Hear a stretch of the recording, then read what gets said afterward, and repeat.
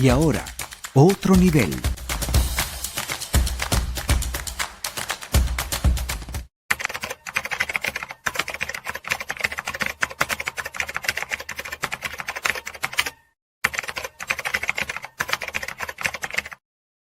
Ustedes conocen al doctor Joel García, abogado, especialista en derecho penal, su forma elegante y Didáctica. clara de decir las cosas. Buenos días, bienvenido, profesor, además. Gracias por estar con nosotros. Muy buenos días, Erika. Buenos días, Mingo. Un placer estar con ustedes nuevamente y a toda su audiencia. Gracias.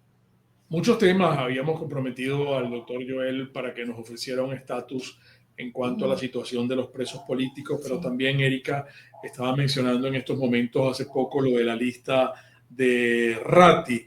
Bueno, como para borrarlos del mapa. ¿Qué tan constitucional puede ser una acción de esta, no sé si decir calaña o de esta naturaleza, doctor García? Sí. Bueno, y con relación a la pérdida de la nacionalidad o la revocatoria de la nacionalidad, la Constitución es clarísima en cuanto a ese aspecto, ¿no?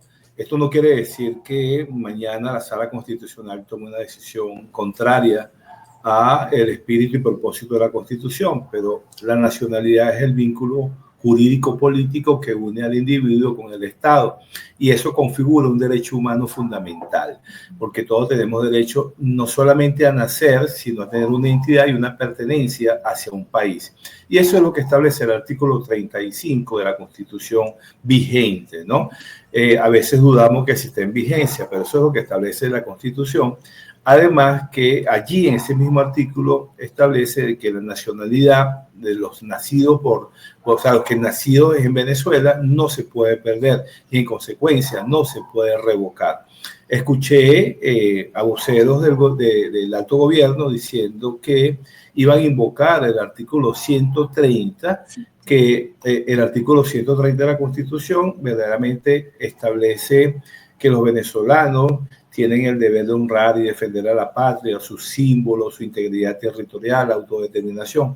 Todo eso es cierto, pero lo que no se dice es que ese artículo 130 no contiene ninguna cláusula de tipo penal o una cláusula sancionatoria, es decir, y menos aún de que se pueda revocar la nacionalidad por este concepto. Si una persona es considerada que es traidora a la patria, delito que está contenido en el Código Penal, o si obra en contra de los intereses de la nación, ellos recientemente crearon una ley que se llama Ley Orgánica Libertador Simón Bolívar, que es para eso.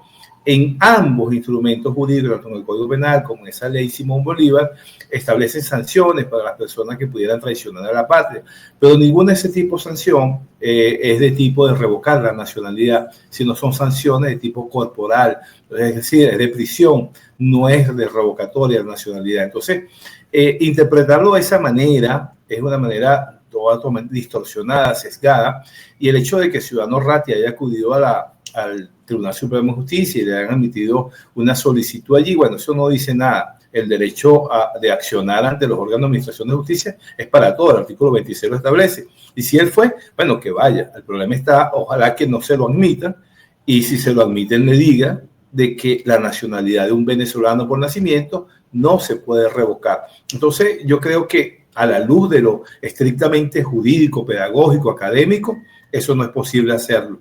Pero bueno, estamos en Venezuela, país de todo lo posible. Estamos en Venezuela, país de todo lo posible, perdón. Pero entonces la gente quisiera saber una explicación suya en cuanto a de dónde pudiese agarrarse esta gente para incriminar a estas personas que según ellos han pedido una invasión, han pedido que se invada Venezuela. Eso está tipificado como delito en dónde y cuál sería el castigo para una persona con nacional que desde aquí pida que se invada el país. Eso tiene un castigo, eso es un delito. Sí, es un delito, lo podríamos encuadrar en el tipo penal de traición a la patria, donde se dice que con alianzas de gobiernos extranjeros trate de cambiar la forma republicana del país. Eso está en el Código Penal, y eso tiene pena pecuniaria, penas altísimas de 25 a 30 años, ¿ok? Lo que digo es que más allá de que le puedan incriminar en ese delito, lo que está en el tapete es ahorita la pérdida de la nacionalidad. Eso no es posible. No es posible porque es irrevocable la nacionalidad de un venezolano por nacimiento. Entonces, bueno, aquí para incriminar a la persona en traición a la patria, conspiración, terrorismo, sabemos que a cualquiera lo pueden incriminar en ello, ¿no? Pero no acarrea la pérdida de la nacionalidad, que es lo que pretende Xiomara Ratti y otros voceros del gobierno que lo están haciendo. O sea, incriminar a una persona, no hace falta ni siquiera cometer delito en Venezuela para que te incrimine.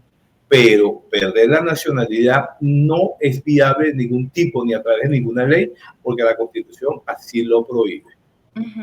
Claro, pero tendrían posibilidad de hacer algún tipo de enmienda o hacer algún tipo de nota a pie de página, algún tipo de para modificar e introducir ese punto que no debe estar contemplado en ninguna de las leyes venezolanas. Alguna marramucia legal. Claro, a eso voy, porque además un poco es el comentario que nos hace Eduardo Rivas. Él dice, el que tiene las armas y el poder revoca lo que le da la gana cuando le da la gana. La ley es irrelevante, lo definitorio es el poder.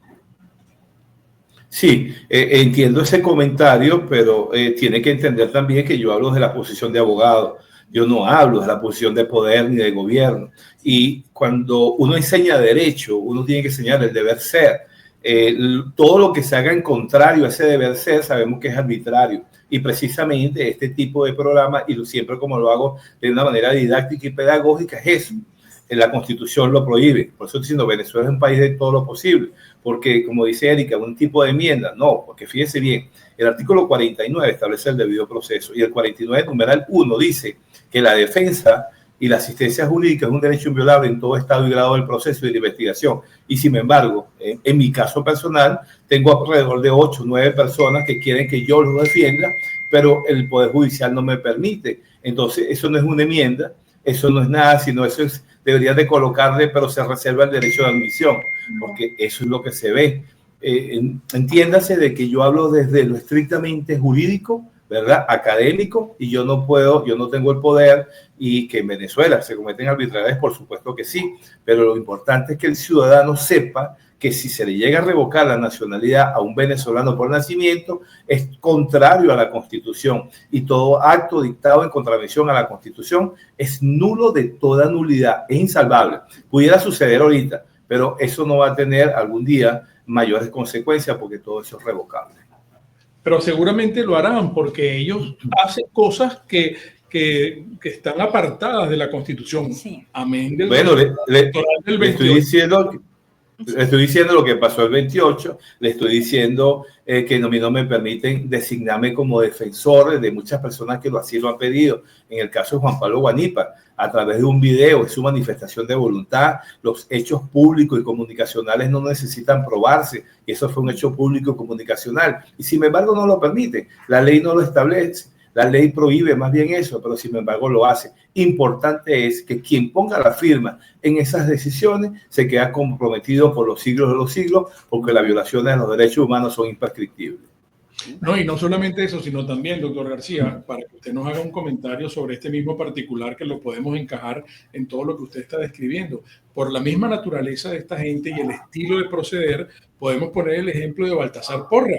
Baltasar Porra le impiden transitar por el país. Eso lo hicieron con María Corina. Cuando María Corina era candidata, pues le ponían unos motorizados y le trancaban la vía por donde ella iba a pasar, y entonces se tenían que montar por un cerro y un barrial, y llegaban a donde tenían que llegar y daba el meeting, etcétera, etcétera. Bueno, Baltasar Porra tenía que ir a una misa, ¿vale? En Infotú. Entonces, no hay manera. Suspendieron el vuelo y no era mentira que estaba suspendido.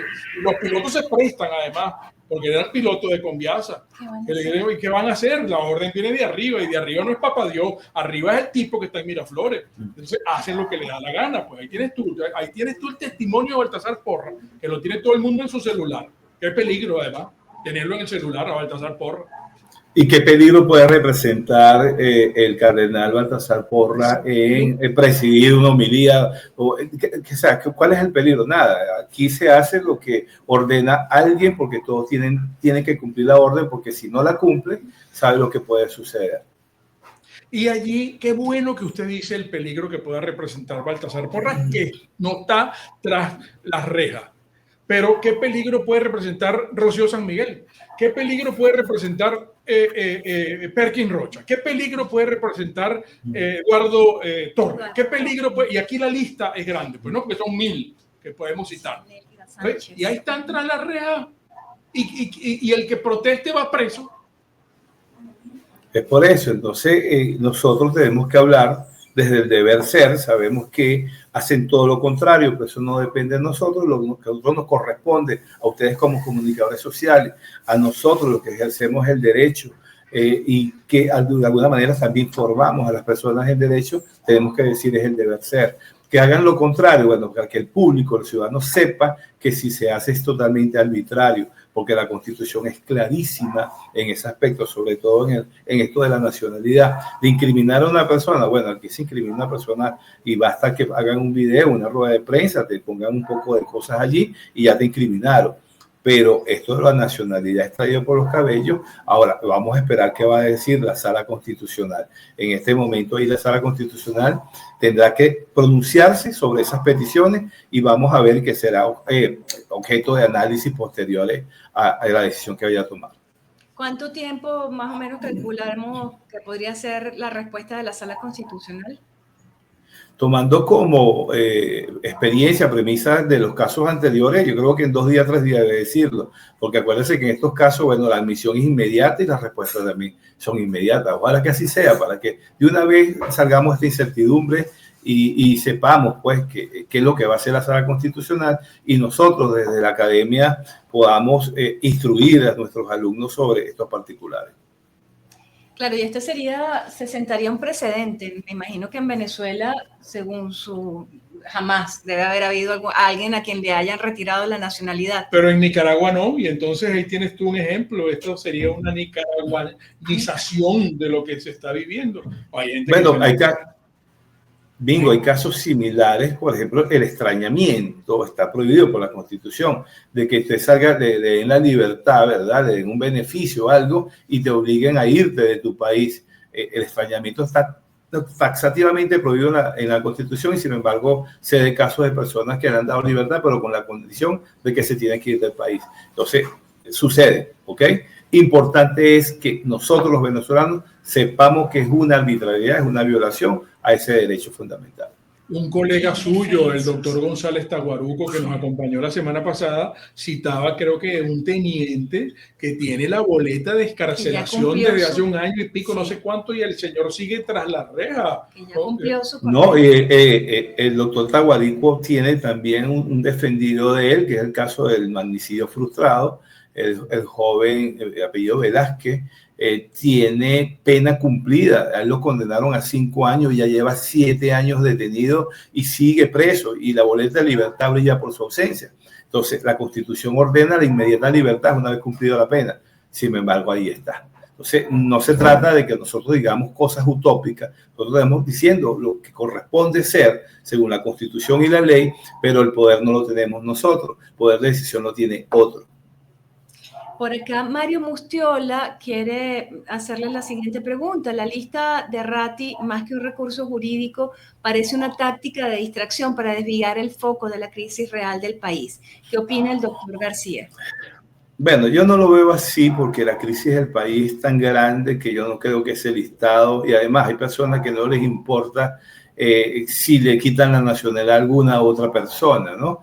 El problema de Venezuela es otro y todos estamos enterados de eso. El que quiera ver ese foco solamente no lo puede hacer, pero verdaderamente nosotros tenemos muchos problemas más grandes que eso. Sin embargo, en mi caso personal, por ser abogado, sí quiero ver con mucho cuidado todo lo que vaya a hacer el Tribunal Supremo de Justicia con esta particularidad, porque eso tiene que formar parte del acervo de una persona que instruye en derecho para enseñar lo que no se debe hacer. Porque acuérdense que los futuros profesionales, de alguna manera, algunos de ellos van a ocupar cargo dentro de alguna institución del Estado, algún poder, y que sepan lo que no se debe hacer. Usted, doctor, siempre nos habla con mucha resiedumbre y con mucho conocimiento, pero a veces le ha tocado que se ha quebrado, que ha dicho, wow, es para que nos cuente un poco íntimamente su metodología de resistencia y de wow, nosotros también se la podemos contar a ustedes. Después, Erika y yo y aquí el equipo del programa nos reunimos. Miren, mucho cuidado con lo que vayamos a decir mañana. Tenemos que hablar con metáforas, no sabemos si nos van a entender muy bien lo que queremos decir. Vamos a buscar los contrastes, etcétera, etcétera. Es complicadísimo desde el punto de vista del periodismo. Usted puede compartir con nosotros algunas intimidades desde el punto de vista de su función como abogado. Por supuesto que sí. En mi caso, que me he dedicado toda mi vida al ejercicio del derecho penal, nunca he ejercido otra rama del derecho. Ahorita el derecho privado o el abogado de confianza en materia de derecho penal y específicamente en casos relacionados con terrorismo, traición a la patria, conspiración, es inexistente. Es decir, nuestra profesión, en mi caso de ejercicio del derecho penal, en estos delitos, especialmente porque sabemos que desde hace muchos años los presos políticos me han buscado, sus familiares, para que los defienda, y en este momento es imposible. Esto de alguna manera te genera una frustración para lo que tanto tiempo te has preparado en tu vida, tantos estudios, tanta lectura, para que en este momento no sirva de nada. También es frustrante cuando usted tiene enfrente a su contraparte, en este caso pudiera ser el Ministerio Público, y usted no consigue un abogado con nivel académico, cultural, de cultura general, que pueda debatir con usted. Entonces, porque ahorita estamos como en un cuartel,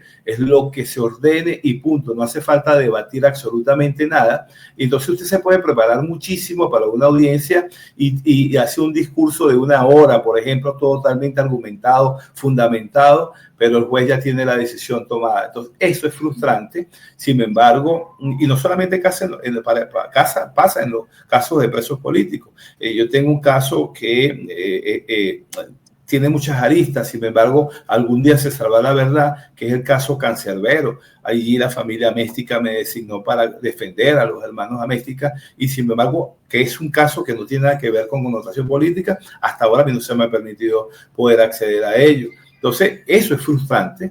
Y además, ¿cómo enseña uno lo que no puede ni siquiera ejercer? Porque te lo prohíbe. Le decía que el derecho a la defensa debe ponerle una coletilla allí o un entre paréntesis, se reserva el derecho a admisión, porque ahora es cuando, y recordemos que Cancerbero es de noviembre 2023, y a partir de 2024, febrero, Rocío San Miguel, han prohibido la defensa a todo el mundo. Es decir, y aquella que haya tenido acceso a la defensa es muy, muy especial, por algo debe ser, pero ninguno de ellos cuenta con defensa. El día de hoy no sabemos, por ejemplo, el caso de Juan Pablo Guanipa, Perkin Rocha, Roland Carreño, etcétera, un gran etcétera, que no sabemos cuál es el estatus jurídico de ellos, no sabemos cuál es la situación, porque hasta incomunicado, y esa incomunicación es un castigo, esa incomunicación no es un derecho ni un régimen penitenciario, eso es castigo que se le da a esas personas.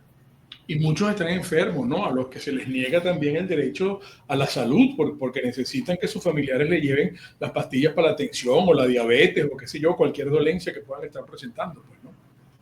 Sí, ahora, es que se le niega todo. Ahora, un tema que también nos apasiona mucho y que bueno es conocer la postura suya fuera de nuestras fronteras, pero en el marco jurídico penal internacional. ¿Usted considera que el señor Trump se va a meter en algún berenjenal a futuro por la forma como ha actuado en el Caribe con lo de las lanchas? ¿Cómo ve usted, y si nos puede dar luces en cuanto a que, como conocedor de la materia, también en el ámbito internacional pudiera estarse tejiendo una telaraña ahí complicada para Trump, o si tiene la potestad de volar las lanchas como lo ha hecho? Y que dicen que ha violado parte del derecho internacional, ¿no? Ajá, sí. Claro, como abogado y defensor de los derechos humanos, yo podría decirte de que estas personas se están asesinando sumariamente, ¿ok? Esta persona no se le está dando derecho a la defensa, sino simple y llanamente, bueno, llevas narcóticos, llevas droga, etcétera, y vuelan eso. Pero hay que distinguir el derecho humano del derecho humanitario también, que es el derecho cuando estamos en guerra. El presidente Trump ha dicho que está en guerra, es decir, que está bajo la ley de cuando el 11, cuando las Torres Gemelas, pues, de los terroristas, Y como le he dado esa connotación, fíjense ustedes que el Congreso de los Estados Unidos, quien es el que está llamado a controlar esa situación, hasta ahora ha sido tímido en decirlo, porque al parecer el presidente Trump se ha cuidado de estar dentro de esos parámetros, como que está enfrentado a un grupo que quiere acabar con su país, es decir, una situación beligerante total, y es por eso que vemos que el Congreso de Estados Unidos, salvo algunas opiniones de los senadores demócratas que han dicho, se han opuesto a ello, pero he visto que Trump comunica al Congreso, al Senado, de lo que está haciendo. Sin embargo, ¿qué va a pasar? ¿Verdad que no me atrevo ni siquiera a aventurar a decir qué va a pasar? Lo que sí es cierto que tenemos en el Mar Caribe, ahí en el Mar Caribe Sur, una gran flota de naves, hay aeronaves en Puerto Rico, y esto no sé qué propósito tendrá, y no me atrevo a asegurar absolutamente nada, precisamente por lo que estamos hablando, de que si un mal comentario o un comentario que se tergiverse pueda conducirme a que yo soy un traidor a la patria. Sí, Claro. sí, es que es delicado, ¿no? Por acá, alguien que se identifique como Nedi Pla, le pregunta si hay alguna posibilidad de demandar a Ratti por violentar la Constitución. Entiendo que un naturalizado sí se le puede revocar, pero el nacido en el país no. No, fíjense bien, a mí no me gusta actuar como actúan otros, ¿no? Es decir, si yo critico la violación de derechos humanos, no puedo tolerar la violación para uno y para otros no. En el caso del señor Ratti, el artículo 26 de la Constitución establece claramente que todos tenemos derecho de acceder a los órganos de administración de justicia para hacer valer nuestros intereses, incluso los colectivos y los difusos. Él está ejerciendo ese derecho de accionar. El problema no está quien acciona, la cuestión está en los magistrados que deben decidir sobre esa solicitud. Allí sí es verdad que tenemos que ponerle el ojo. Lo que haga Ratti, mira, lo puede hacer por show, lo puede hacer por diferentes motivaciones. Eso no me preocupa en absolutamente nada. Y está ejerciendo un derecho de acceder. Y no por ello no puede acarrear consecuencias, porque es lo mismo que yo estoy diciendo aquí, y por ello voy a tener consecuencias de que soy un traidor a la patria, etc. Entonces, lo que es bueno para el pavo también es bueno para la pava. Por acá, Eduardo Rivas le hace otra pregunta. ¿No piensa usted que intentar una y otra vez adversar al régimen dentro de sus propias reglas es una pérdida de esfuerzo y de hecho es una forma de extender la agonía y fortalecerle? Yo creo que no, porque imagínese usted que un médico, porque le llega una persona en un estado tan grave que el médico sabe que a los pocos minutos puede fallecer o va a fallecer, no tiene que hacer las maniobras necesarias para tratar de salvarle la vida. Nosotros, los abogados, tenemos que hacer todo lo que nos corresponde hacer. Imagínese usted que yo se esté defendiendo a amigo, por ejemplo, ni yo lo quiera, amigo, y yo le diga, amigo, no, amigo, yo no voy a decir nada porque tú sabes cuál va a ser el resultado. Tú sabes cuál va a ser. No, hermano, hay que hacer las cosas y que sea otro con sus decisiones que se comprometa por los siglos de los siglos. Hay gente que asegura que todo, hablando de la Constitución, interpreto alguno que otro comentario acá de nuestro chat, esta Constitución del 99, que está hecha a la medida del oficialismo, ¿usted considera que esa Constitución es la que, cómo es que este proyecto que hubo recientemente no la cambia, cúmplela? ¿Usted siente que esa Constitución habría que hacerle modificaciones? Fíjense, yo veo que la Constitución de 1999 no es tal como un hecho un traje a la medida. Se deformó con esa enmienda de la elección indefinida. A mi manera de ver, es contraria a la Constitución, porque el artículo 6 de la Constitución establece cuál es la forma de gobierno y ha de ser. O sea, ha de ser siempre, dice allí en ese término futurista. Y una de las cosas que establece el artículo 6 es que nuestro gobierno tiene que ser alternativo. Y alternativo es otro, es distinto, es otra persona. Entonces, ponerlo indefinido es contrario a la palabra alternativo que establece el artículo 6. Sin embargo, se logró, lo hicieron. Ahora, Yo digo más bien que la Constitución nuestra es lo que no se ha puesto en vigencia. A veces yo le digo a mis estudiantes que si yo le empiezo a preguntar que en qué país quisieran vivir, y empiezan a especular otros en países de Europa, en países de América, etc. Y yo les digo, yo quisiera vivir en el país que describe la Constitución de la República Bolivariana de Venezuela, porque cuando usted lee bien concienzudamente esa Constitución, usted ve que ahí hay una gran posibilidad de vivir.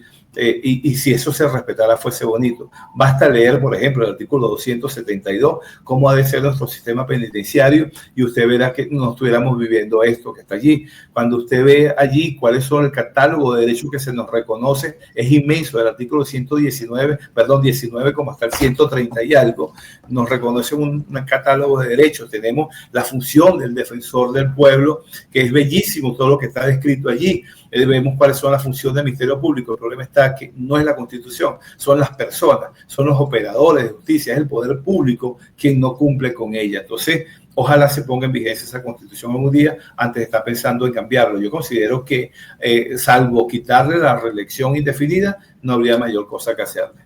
Tenemos un manual para vivir con dignidad, pero no se cumple. Exactamente, esa es la mejor palabra. Tenemos un manual para vivir dignamente, pero no se pone en ejecución. Doctor Joel, se nos ha agotado el tiempo, pero qué bueno conversar con usted. No sé si tiene algún comentario final que quiera compartir con nuestro auditorio y que nos permita en breve volver a consultarlo, ojalá.